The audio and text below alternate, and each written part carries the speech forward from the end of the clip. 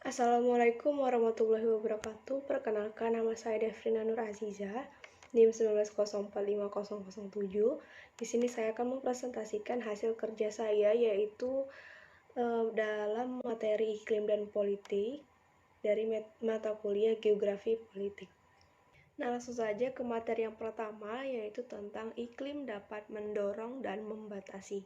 Dalam hal ini, kekuasaan politik ternyata juga berkaitan dan bertalian dengan iklim wilayah sebagai fungsi positif.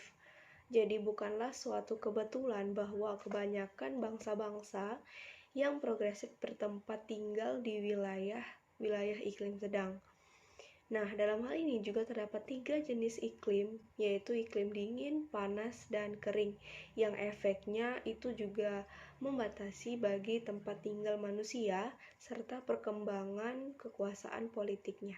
Nah, selanjutnya materi yang kedua yaitu tentang pembagian iklim dingin. Iklim dingin ini terdiri dari 2, yaitu tentang tundra dan taiga. Tundra itu sendiri merupakan wilayah padang rumput yang mana tak dapat menampung penduduk banyak dan hanya dimanfaatkan untuk beternak rusa, kutub, atau reindeer. Jikapun di sana sampai sini terdapat sumber daya mineral seperti batu bara di Svalbard, biji besi di Swedia Utara, serta emas di Alaska. Nah, nilai ekonominya itu hanya sedikit saja yang dapat meningkatkan kepentingan wilayah-wilayah dingin. Ini hanyalah sifat strategis bagi kegiatan militer. Lanjut untuk iklim dingin selanjutnya itu ada wilayah taiga, di mana wilayah taiga yang suhu udaranya tak begitu ekstrim dinginnya, sehingga wilayah ini berupa hutan yang pepohonannya berdaun jarum atau konifera. Musim dinginnya ini amat panjang, sedangkan musim bagi kemungkinan tumbuhnya tanaman bahan pangan itu terlalu pendek, sehingga penduduk juga jarang sekali. Nah, selanjutnya itu ada iklim panas, di mana iklim panas ini terbagi menjadi 2, yaitu hutan tropis dan sabana. Hutan tropis itu adalah bioma yang memiliki keanekaragaman jenis tumbuhan dan hewan yang paling tinggi.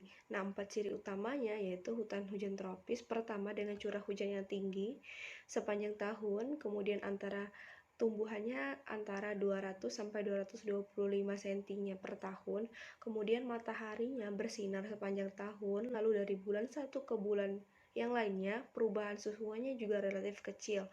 Nah, bioma hutan tropis ini dibagi menjadi 4 lapisan utama, yakni tajuk puncak, tudung, dan tajuk menengah dan dasar hutan. Nah, selanjutnya itu ada sabana, di mana hutan sabana ini merupakan salah satu jenis hutan yang lebih banyak ditumbuhi rerumputan, semak, atau perdu. Nah, jika di Indonesia, itu kita lebih sering melihatnya di bagian Indonesia Timur.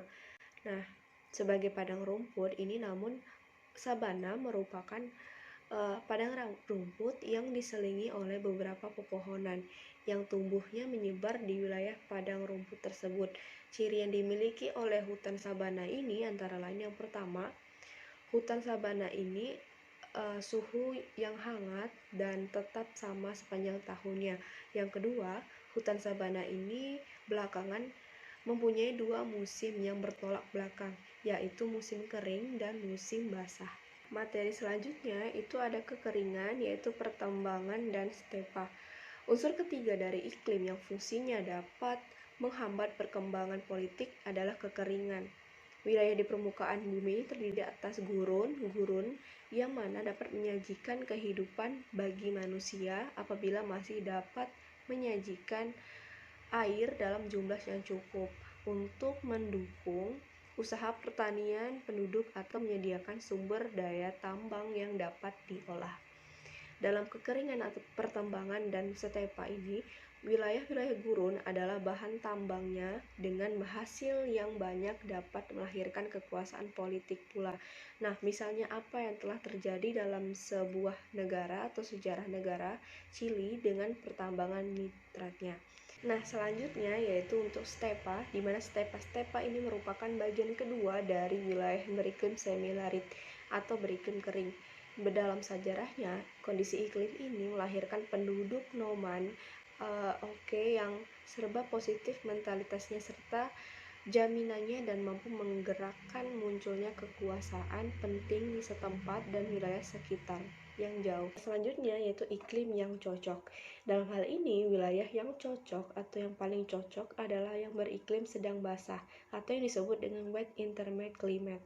Nah, dalam hal ini, wilayah lintang tengahan atau middle latitudes yang suhunya serba sejuk dan terjadi perubahan-perubahan musiman dan badai-badai siklon. Kombinasi antara dua itu dinilai mendorong perkembangan politik. Nah, pemusatan kekuasaan politik juga ada di 3 lokasi tersebut, yaitu yang merupakan humid intermediate climate.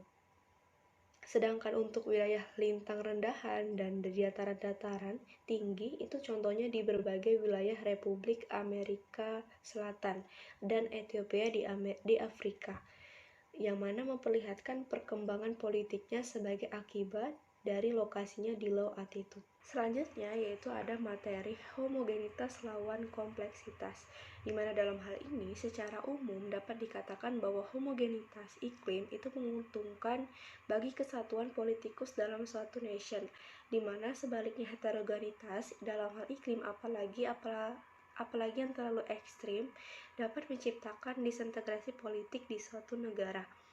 Nah, pada negara yang terlalu sempit biasanya memilih, di mana sebaliknya heterogenitas dalam hal iklim apalagi yang terlalu ekstrim dapat menciptakan disintegrasi politik di suatu negara. Nah, pada negara yang terlalu sempit biasanya memiliki beberapa tipe iklim di dalamnya, tetapi biasanya pula salah satu tipe iklim tersebut terjadilah berbagai campuran dan tipe serba kompleks, maka terjadilah berbagai campuran antar tipe. Nah, pada yang terdahulu pengaruh positif bagi politik, sedang pada yang disebutkan kemudian untuk pengaruh negatifnya. Nah, selanjutnya yaitu tentang iklim yang serba kompleks. Misalnya Spanyol, itu arealnya terlalu sempit untuk mampu mewujudkan kekuatan yang dominan secara klimatis, sehingga dapat menumbuhkan suatu unit politik itu sendiri. Di sana ternyata ada beberapa tipe iklim, misalnya bagian Spanyol Barat, itu lautnya beriklim tipe Atlantik mirip dengan iklim di Prancis Barat. Adapun bagian dari negeri itu lokasinya di selatan dan timur itu tipe iklimnya jenis Mediteran. Nah, lalu tipe iklim di pedalaman Spanyol adalah jenis iklim tipe step pedalaman. Kontras-kontras antar tipe-tipe iklim di Spanyol itu ternyata muncul secara tiba-tiba. Kemudian terdapat iklim dan peperangan. Iklim merupakan faktor yang terpenting dari peperangan berdasarkan panjangnya, seluk-beluk pelaksanaan dan sukses ataupun gagalnya pada masa perang. Itu ternyata iklim harus diperhitungkan baik dari front depan maupun dari front belakang. Nah, iklim juga mempengaruhi kemampuan negara untuk melakukan peperangan. Karena hal itu, ada pertaliannya yang erat dengan struktur perekonomian bangsa. Peperangan yang modern pasti memperhitungkan berbagai kebutuhan seperti meningkatnya produksi pangan, tekstil, peralatan militer, serta kebutuhan yang lain. Pemerintahan mengatakan efisiensi tenaga manusia pada gilirannya akan meningkatkan suplai pangan dan kegiatan tenaga kerja penduduk, padahal dua hal tersebut sangat bergantung pada kondisi iklim. Nah, kemenangan atau kegagalan strategi perang itu ada hubungannya dengan kondisi front atau kawasan yang diserbu, yang diduduki atau dipertahankan. Tercakup di dalamnya kondisi iklimnya yang selama perjalanan tahun dapat berubah-ubah, sehingga timing tindakan-tindakan operasi militer pasti memperhitungkan itu semua. Nah, materi yang terakhir yaitu tentang climate timing.